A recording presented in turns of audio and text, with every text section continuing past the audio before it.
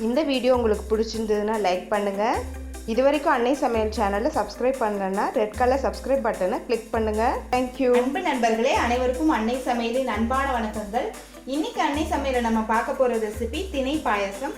வாங்க எப்படி செய்யறதுன்னு பார்க்கலாம். 1/4 கப் பாசிப்பருப்பை நல்ல வாசனை வர வரைக்கும் வறுத்துக்கலாம்.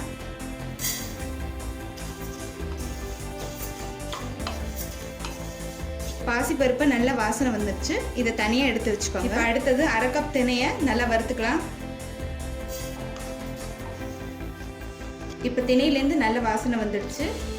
திணையும் பாசிப்பருப்பையும் நல்லா கழுவிட்டு குக்கரில் 5 கப் தண்ணி சேர்த்து 5 விசில் வர்ற வரைக்கும் வேக வச்சு எடுத்து வச்சுக்கோங்க. இப்போ திணையும் பாசிப்பருப்பும் நல்லா வெந்துடுச்சு.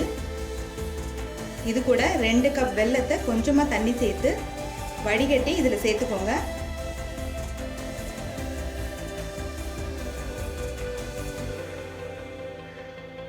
ஒரு 5 நிமிஷம் ஸ்லோலே இருக்கட்டும்.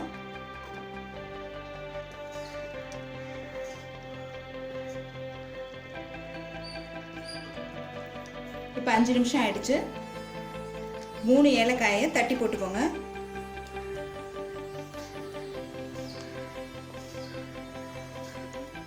தேங்காயை சின்ன சின்ன பீசஸாக கட் பண்ணி நெய்யில் வதக்கி இதில் சேர்த்துக்கோங்க.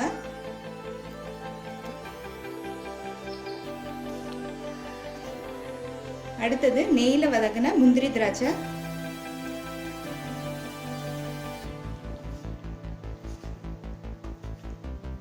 கடைசியாக ஸ்டவ் ஆஃப் பண்ணிட்டு 1 கப் தேங்காய் பாலை இதில் சேர்த்துக்கோங்க.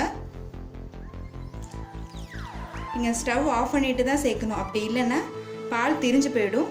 ஒரு 2 நிமிஷம் அந்த சூட்லேயே இருக்கட்டும். நம்ம அதுக்கப்புறம் சர்வ் பண்ணிக்கலாம். இப்போ சுவையான திணை பாயசம் ரெடி ஆகிடுச்சுங்க.